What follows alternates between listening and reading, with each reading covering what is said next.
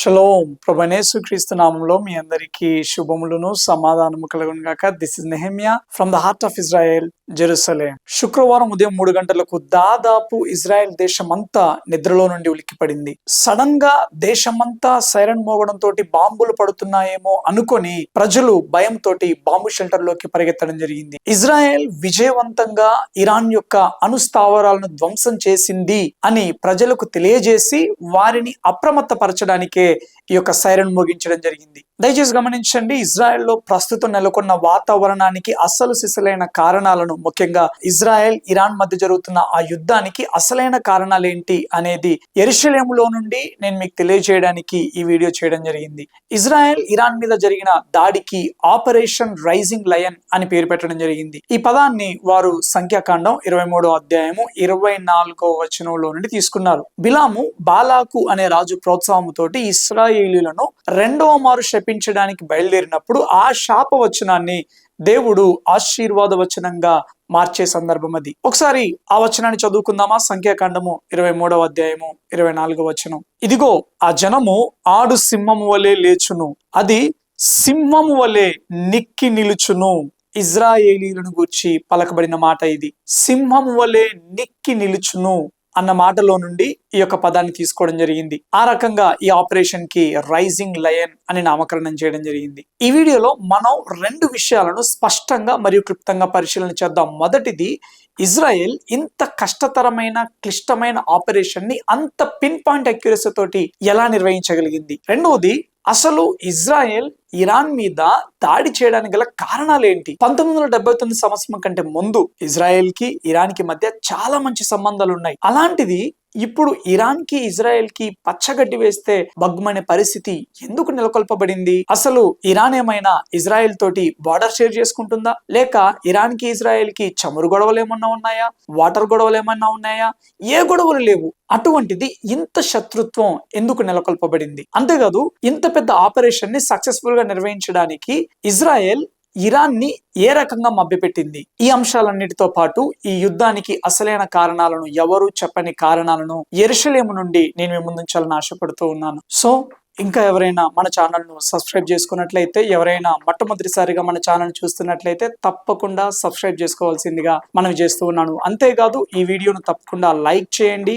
మీరు ఏ ప్రాంతం నుండి చూస్తూ ఉన్నారో కామెంట్ సెక్షన్ లో మెన్షన్ చేయండి. మీరు లైక్ చేసినా గానీ కామెంట్ చేసినా గానీ ఈ వీడియో ఇంకా రీచ్ పెరుగుతుంది, చాలా మంది అసలు నిజాలు తెలుసుకోవడానికి వీలుగా ఉంటుంది. So let's get in to the topic. మొదటిది, ఇంత క్లిష్టతరమైన ఆపరేషన్ ని ఇంత సక్సెస్ఫుల్ గా ఇజ్రాయెల్ ఎలా నిర్వహించగలిగింది? ఇజ్రాయెల్ నిఘా సంస్థ అయిన మొసాద్ ఇరాన్ యొక్క అణుస్థావరాల మీద, ఇరాన్ యొక్క ప్రధానమైన మిలిటరీ అధికారుల మీద, న్యూక్లియర్ సైంటిస్టుల మీద ఎప్పటి నుండో నిఘా ఉంచింది. ఎప్పుడైతే మరికొన్ని రోజుల్లో అతి త్వరలో ఇరాన్ అణుబాంబును సొంతం చేసుకోబోతుంది అని ఇజ్రాయెల్ కి అర్థమైపోయిందో, ఇజ్రాయెల్ తన ఆపరేషన్ ని ప్రారంభించింది.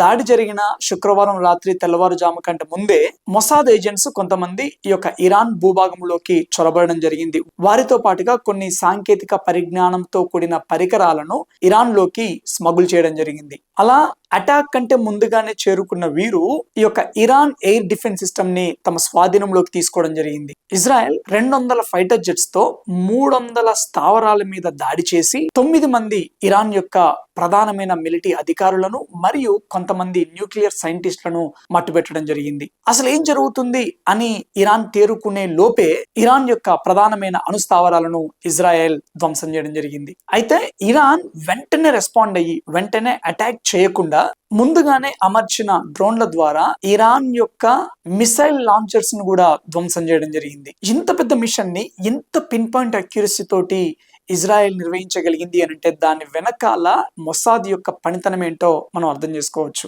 అందుకే బెంజమిన్ నెతన్యాహు గారు యుఎన్ మీటింగ్ లో ఇంతకు ముందే చెప్పడం జరిగింది, ఇరాన్ యొక్క మూలలోకి కూడా మేము చేరుకోగలుగుతాము అని. ఆ మాటల యొక్క నిదర్శనమే ఈ యొక్క ఆపరేషన్ రైజింగ్ లయన్. అయితే ఈ యొక్క ఆపరేషన్ నిర్వహించడానికంటే ముందు ఇజ్రాయెల్ చాలా చాకచక్యంగా సైకలాజికల్ గా ఇరాన్ ను బోల్తా కొట్టించింది. ఇజ్రాయెల్ కి అమెరికాకు మధ్య, అంటే ఈ యొక్క నెతన్యాహు గారికి ట్రంప్ గారికి మధ్య కొంత వేడి వాతావరణం నెలకొల్పబడింది. ఉంది అన్న ఒక ఇంప్రెషన్ ఇచ్చారు. అంటే కొన్ని విషయాలలో ఇరాన్ విషయంలో ఈ యొక్క ట్రంప్ గారికి, నెతన్యాహు గారికి అస్సలు పడట్లేదు అన్న ఒక ఫాల్స్ ఇంప్రెషన్ క్రియేట్ చేశారు. అందుకే మీరు గమనించినట్లయితే ఈ యొక్క అటాక్ జరగడానికంటే 2-3 వీక్స్ నుండి కూడా ట్రంప్ గారు ఈ యొక్క నెతన్యాహు ప్రభుత్వం మీద కొన్ని ఘాటైన వ్యాఖ్యలు చేయడం జరిగింది. సో ఇదంతా ఈ యొక్క ఇజ్రాయెల్ ప్రణాళికలో భాగం. అంతేకాదు నెతన్యాహు గారు తన యొక్క కుమారుని యొక్క పెళ్లి పనుల్లో కొంత బిజీగా ఉన్నారు అన్న వార్తను ప్రైమ్ మినిస్టర్ ఆఫీస్ లీక్ చేయడం జరిగింది. దీన్ని బట్టి ప్రైమ్ మినిస్టర్ గారు కొన్ని వ్యక్తిగతమైన పనుల్లో నిమగ్నమయ్యారు అన్న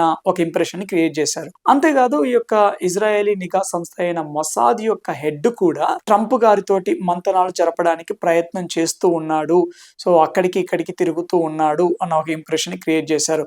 దీన్ని బట్టి ఈ యొక్క ఇజ్రాయేలీ ప్రభుత్వ యంత్రాంగం ఎవరి పనుల్లో వారు బిజీగా ఉన్నారు, ఎవరి పనుల్లో వారు నిమగ్నం అయిపోయారు, ఇప్పుడే ఇజ్రాయెల్ ఇరాన్ మీద అటాక్ చేయదు, కొంత సమయం ఉన్నది అన్న ఒక ఫాల్స్ ఇంప్రెషన్ ని సక్సెస్ఫుల్ గా క్రియేట్ చేశారు. సో ఎప్పుడైతే ఇరాన్ ఈ యొక్క ఇజ్రాయెల్ లో జరుగుతున్న పరిణామాలను దృష్టిలో ఉంచుకొని కొంచెం రిలాక్స్ గా ఈ యొక్క అణు తయారీ మీద దృష్టి పెట్టిందో, ఊహించని విధంగా ఇజ్రాయెల్ ఇరాన్ మీద అటాక్ చేయడం జరిగింది. సో ఇప్పటి వరకు ఇజ్రాయెల్ ఇరాన్ మీద ఎలా అటాక్ చేసిందో మనం చూసాం. ఇప్పుడు అసలు సిసలైన కారణం, ఎందుకు ఇజ్రాయెల్ ఇరాన్ మీద అటాక్ చేయవలసి వచ్చింది, ఇంత సడన్ గా ఎందుకు ఇజ్రాయెల్ అటాక్ చేసింది, అసలు ఇరాన్ ఇజ్రాయెల్ మధ్య యుద్ధానికి కారణం ఏంటి అనేది మనం ఇప్పుడు పరిశీలన చేద్దాం. ఇది చాలా చాలా ఇంపార్టెంట్, జాగ్రత్తగా వినండి. ఈ యుద్ధానికి అసలైన కారణము ఇరాన్ అణుబాంబు తయారీకి అతి చేరువలో ఉండడమే. అంతర్జాతీయ అణు ప్రమాణాల మోతాదుకు మించి ఈ యొక్క ఇరాన్ ఆ అణుబాంబును తయారు చేసే ముడి సరుకును సమకూర్చుకుంటుంది అని IAEA international atomic energy agency అనే సంస్థ వెల్లడి చేయడం జరిగింది. ఇక్కడ మీకు ఒక ప్రశ్న రావచ్చు, ఏంటి అని అంటే, ఇప్పుడు ఇరాన్ అణుబాంబును తయారు చేసుకుంటా ఉంటుంటే ఇజ్రాయెల్కి వచ్చిన సమస్య ఏంటి? ఇప్పుడు ఇండియా దగ్గర అణుబాంబులు ఉన్నాయి, పాకిస్తాన్ కావచ్చు, అటు తర్వాత అమెరికా కావచ్చు, రష్యా కావచ్చు, చైనా కావచ్చు, ఫ్రాన్స్ కావచ్చు, UK కావచ్చు, నార్త్ కొరియా కావచ్చు, ఇటువంటి దేశాలు కూడా అణుబాంబులు కలిగి ఉన్నాయి. మరి అటువంటిప్పుడు ఇరాన్ కలిగి ఉండడంలో తప్పేంటి? ఇజ్రాయెల్కి వచ్చిన సమస్య ఏంటి అంటే, తప్పకుండా సమస్య అక్కడే ఉంది. ఇజ్రాయెల్ కి ఇరాన్ కి మధ్య ఉన్న సమస్య కేవలము అణుబాంబు సమస్య కాదు, లేదా ఇక్కడ హెజ్బొల్లాకు, హమాస్ కు మరియు ఇజ్రాయెల్ కు మధ్య జరుగుతున్న యుద్ధ సమస్యనే కాదు. అసలు సమస్య ఏంటి అని అంటే, భావజాలంతో కూడిన సమస్య, సిద్ధాంతపరమైన సమస్య. 1979 సంవత్సరం కంటే ముందు ఇజ్రాయెల్ కి ఇరాన్ కి చాలా మంచి సంబంధాలు ఉన్నాయి, చాలా ఫ్రెండ్లీ రిలేషన్షిప్ ఉంది. ఎప్పుడైతే 1979 సంవత్సరంలో ప్రస్తుతం ఉన్న ప్రభుత్వం ఇరాన్ రెజీమ్ అధికారాన్ని చేపట్టిందో, అప్పటి నుండి ఇజ్రాయెల్ కు సమస్య తలెత్తింది. ప్రస్తుతం ఉన్న ఇరాన్ రెజీమ్ 1979 సంవత్సరం నుండి తన భావజాలాన్ని ఇరాన్ ప్రజల మీద రుద్దుతూ, అంతేకాదు ఇరాన్ కి సపోర్ట్ చేసే తోటి అరబ్ దేశాల మీద కూడా రుద్దడం ప్రారంభించింది. ఏంటి ఆ భావజాలము అనంటే, ఇజ్రాయెల్ కి, ముఖ్యంగా యూదులకు ఈ భూమి మీద జీవించే హక్కు లేదు, యూదులు ఈ భూమి మీద జీవించడానికి అనర్హులు, యూదులను చంపడం అనేది ఒక పవిత్రమైన కార్యము, యూదులను చంపడము వారి బాధ్యత, వారి జన్మ హక్కు అన్నట్టుగా భావించే ఒక భావజాలం. ఇది కేవలము ఇజ్రాయెల్ మనుగడకే కాదు గాని మానవ మనుగడకే ఎంతో ప్రమాదకరమైన భావజాలం. ముస్లిమ్స్ అందరూ మరియు ఈ యొక్క అరబ్బులందరూ ఈ భావజాన్ని కలిగి ఉంటారు అని నేను అనట్లేదు. ఎందుకు అనంటే, UAE వంటి దేశాలు పైకి కొంచెం ఇజ్రాయెల్ మీద వ్యతిరేకంగా మాట్లాడినా కానీ లోపల ఇజ్రాయెల్ కి సపోర్ట్ చేస్తూ ఉంటారు. కొన్ని అరబ్ దేశాలు కేవలము మతపరమైన విద్వేషాలను రెచ్చగొట్టి తీవ్రవాద చర్యల మీద దృష్టి పెట్టకుండా వారి యొక్క దేశాన్ని ఏ రకంగా డెవలప్ చేయాలి, వారి యొక్క ప్రజల జీవన స్థాయిని ఎలా పెంపొందించాలి అన్న వాటి మీద వారు దృష్టి పెడుతూ ఉంటారు. ముస్లింలందరూ, అరబ్బులందరూ తీవ్రవాదులు కాదు. ఎందుకు అనంటే, మన దేశంలో కూడా రీసెంట్ గా ఆపరేషన్ సింధూర్ లో కూడా ఒక ముస్లిం మహిళా అధికారి అద్భుతంగా తన యొక్క ధైర్య సాహసాలను ప్రదర్శించడం జరిగింది. ఈవెన్ మన దేశంలో కూడా ముఖ్యంగా కరోనా టైంలో సొంత కుటుంబీకులు చనిపోతే సొంత కుటుంబీకులే ఆ యొక్క మృతదేహాన్ని తాకడానికి భయపడుతున్న సమయంలో కూడా చాలా మంది ముస్లిం సహోదరులు ఎంతో ధైర్యంతో, మానవత్వంతో ముందుకొచ్చి ఆ యొక్క మృతదేహాలను చనిపోయిన వారి యొక్క మత ఆచారాల ప్రకారము దాన సంస్కారాలు నిర్వహించడం జరిగింది. సో ఇటువంటి మానవత్వాన్ని చాటే ముస్లింలు, అరబ్బులు ఉన్నారు. అయితే అంతే సమానంగా ఒక జాతిని, ఒక దేశాన్ని, ఒక జనాంగాన్ని ఈ భూమి మీద లేకుండా తుడిచివేయాలి, అది వారి జన్మ హక్కు, అది ఒక పవిత్రమైన కార్యము అని భావించే ఒక తీవ్రవాద భావజాన్ని కలిగి ఉన్న వారిలో ఇరాన్ యంత్రాంగం ప్రప్రథమ స్థాయిలో ఉంటుంది. ఇందులో భాగంగానే ఇజ్రాయెల్ దేశాన్ని నాశనం చేయడానికి హమాస్, హెజ్బొల్లా, హౌతీలను పెంచి పోషిస్తూ ఉన్నది. ఎంత ప్రయత్నించినా గానీ ఇజ్రాయెల్ ని మనం జయించలేము. ఎందుకు అనంటే ఇజ్రాయెల్ యొక్క టెక్నాలజీ ఈ దేశాల టెక్నాలజీ కంటే ఎంతో ఉన్నతమైన స్థానంలో ఉంది అని గ్రహించి ఇజ్రాయెల్ నాశనం చేయాలి అనంటే అణుబాంబుతోనే సాధ్యము అనేసి ఇరాన్ ఆ రకంగా అడుగులు వేయడం ప్రారంభించింది. అందుకే ఫ్రైడే రోజు వారి యొక్క ప్రార్థనలో కూడా ప్రత్యేకంగా ఇజ్రాయేల్ యొక్క నాశనం కొరకు ఇజ్రాయెల్ కంప్లీట్ గా భూభాగం నుండి తుడిచిపెట్టుకొని పోవాలి అనేసి బాహాటంగా ప్రార్థనలు చేస్తారు. అంతేకాదు ఈ యొక్క ఇరాన్ రీసెంట్ గా బాలిస్టిక్ మిసైల్స్ యొక్క సంఖ్యను కూడా అమాంతంగా పెంచాలని ప్రయత్నం చేస్తూ ఉన్నది. ఒకవేళ ఆ బాలిస్టిక్ మిసైల్స్ కనుక హమాస్ కి ఈ యొక్క హెజ్బొల్లాకి హౌతీలకు గనక చేరితే ఇజ్రాయెల్ మనుగడే ప్రమాదంలో పడే అవకాశం ఉన్నది. అందుకే ఇజ్రాయెల్ ఈ యొక్క ఇరాన్ యొక్క తీవ్రవాద చర్యలను ఎప్పటికప్పటికీ ఈ యొక్క అంతర్జాతీయ వేదికల మీద ఉంచుతూ వచ్చింది.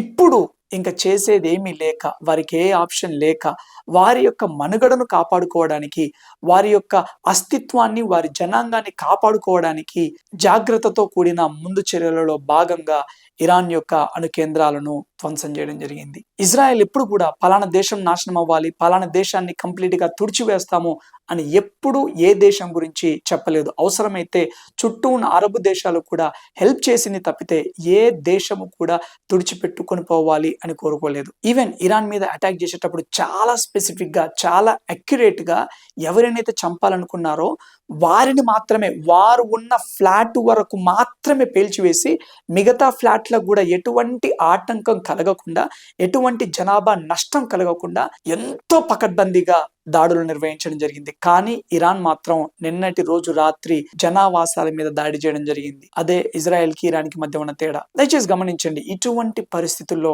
క్రైస్తవులమైన మనము ఎలా రెస్పాండ్ అవ్వాలి? ఈ పరిస్థితిలో మనం చేయవలసిన ఉన్నతమైన పని ఏంటి అని అంటే ప్రార్థన, ప్రార్థన, ప్రార్థన.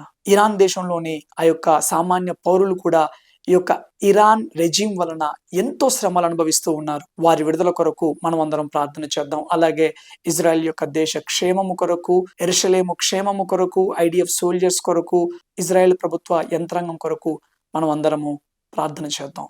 ఈ సమాచారం తప్పకుండా తోటి క్రైస్తవులు కూడా తెలుసుకోవాలి అని మీరు ఆశించినట్లయితే తప్పకుండా మీ తోటి సహోదరి సహోదరులకు షేర్ చేయవలసిందిగా మనవి చేస్తూ ఉన్నాను. అంతేకాదు లైక్ చేయడం మర్చిపోమాకండి.